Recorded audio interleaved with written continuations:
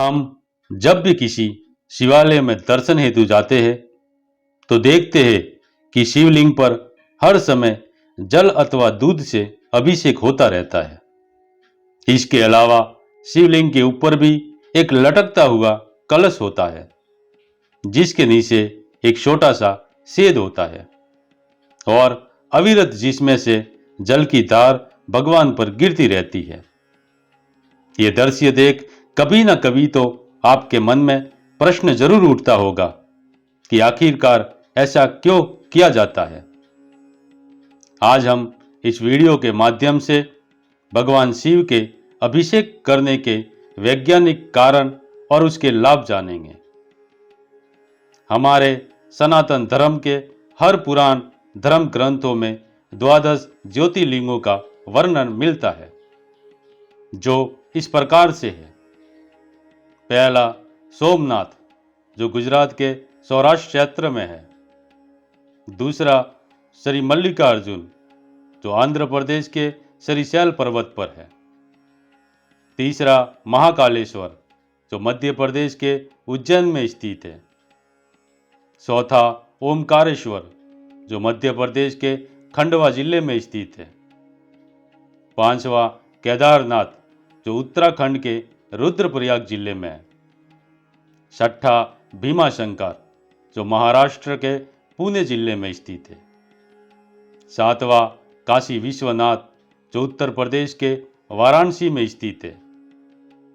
आठवां त्र्यंबकेश्वर जो महाराष्ट्र के नासिक में स्थित है। नौवां वैद्यनाथ जो झारखंड के देवघर में स्थित है। 10वां नागेश्वर जो गुजरात के द्वारका में स्थित है। 11वां रामेश्वर जो तमिलनाडु के रामेश्वर में स्थित है। और 12वां कृष्णेश्वर जो महाराष्ट्र के औरंगाबाद जिले में स्थित है।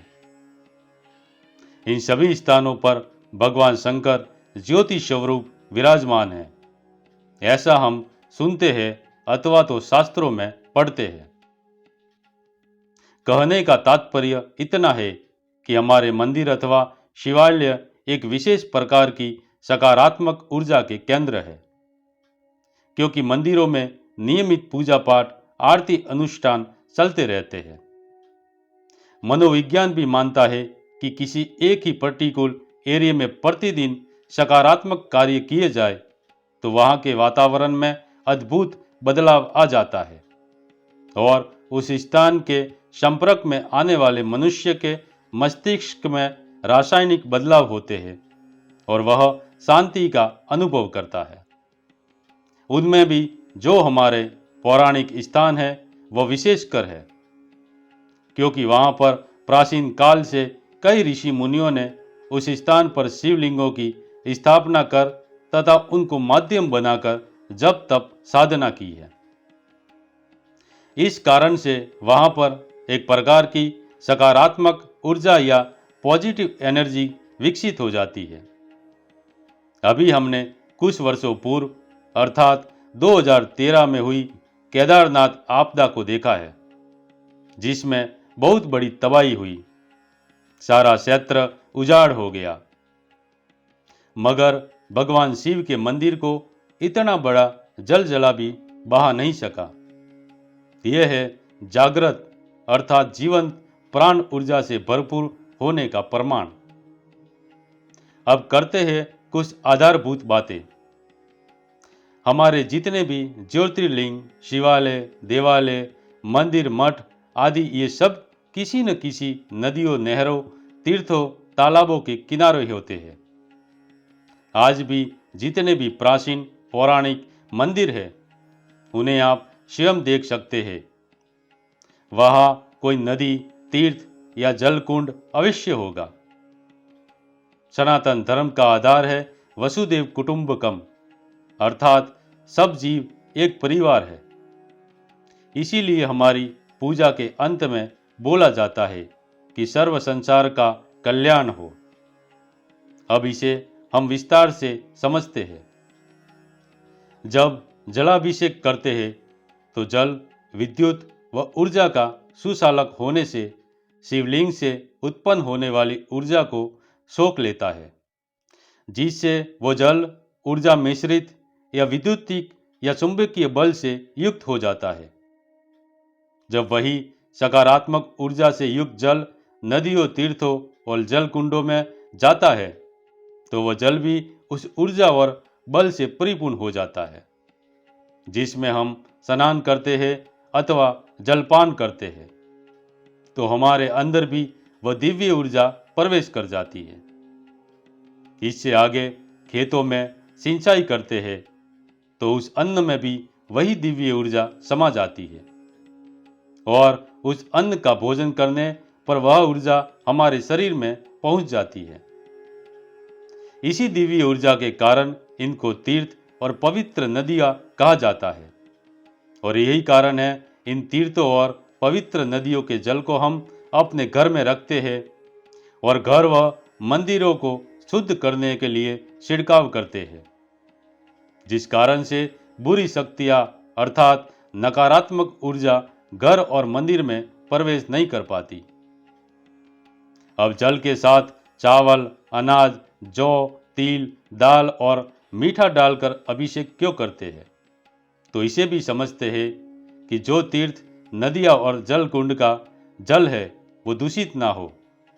उसमें रहने वाली मछलियाँ, कछुए, मेंढक और भी दूसरे जलीय जीव उन दालों और चावलों को खाकर जिंदा रहते हैं, और वे वहाँ होने वाले नुकसानकारक जंतुओं और दूसरे जहरीले कीट पतंगों को खाकर जल को साफ एवं स्वच्छ रखते हैं तथा जल को दूषित होने से बचाते हैं। अब सोचो, ये भोजन इन मछलियों को ना मिले और ये मर मर कर तीर्थों और नदियों में दुर्गंध और पूरे कस्बे में महामारी जैसे संक्रमण रोग फैला दे। आपने देखा होगा कई तालाबों और नदियों के किनारे पर खाना न मिलने से मरी हुई मछलियां तैरती रहती है।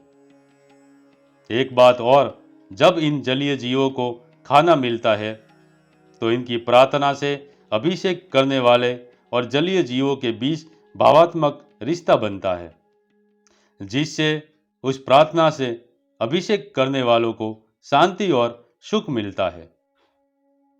अब जो लोग ऐसा कहते हैं कि यह सब आडंबर और अंधविश्वास है, तो वह यह बात भी जान ले कि विज्ञान इस बात का समर्थन करता है कि ऊर्जा एक रूप से दूसरे रूप में रूपांतरित होती है एवं उसका नाश नहीं है। तो यही बात हमारे पूर्वजों ने हजारों वर्षों पूर्व ही करके दिखा दिया था। सिद्धों और तपस्वियों ने अपनी प्राण ऊर्जा, कुंडली ऊर्जा को एक पत्थर के पिंड और मूर्ति में डालकर उसे ज्योतिर्लिंग और सिद्ध पीठ बना दिया। फिर उस ज्योतिर्लिंग और सिद्ध पीठों से अभिषेक करके नदियों और तीर्थों में डाल दिया।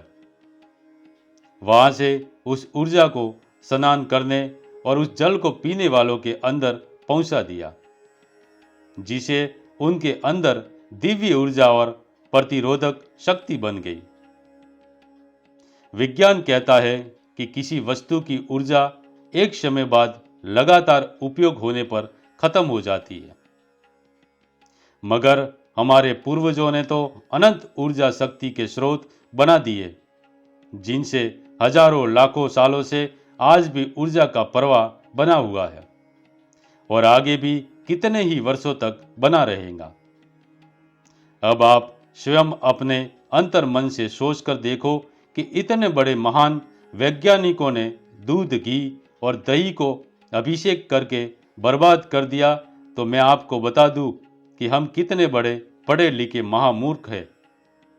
जिसे आप शरणामूर्त, पंचामूर्त या सप्तामूर्त कहते हो, वो अभिषेक करने से ऊर्जा मिश्रित प्रसाद होता है, जिसे इकट्ठा करके समाज में बांट दिया जाता है।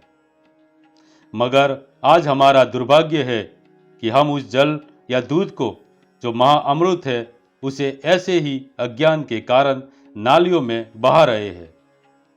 यदि इस जल को और दूध का प्रयोग अच्छे से किया जाए तो आज भी पूर्ववत सिद्ध और ज्ञानियों और प्रभावशाली व्यक्तियों का समाज बनाया जा सकता है।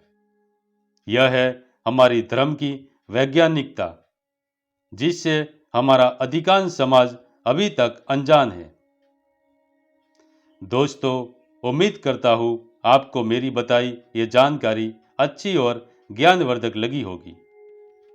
अगर वीडियो में बताई गई जानकारी अच्छी लगी हो तो एक लाइक कर मुझे प्रोत्साहित जरूर करें तथा आगे भी इसी प्रकार की जानकारियाँ पाने के लिए अगर चैनल पर नए हो तो हमारे चैनल को सब्सक्राइब जरूर कर लें।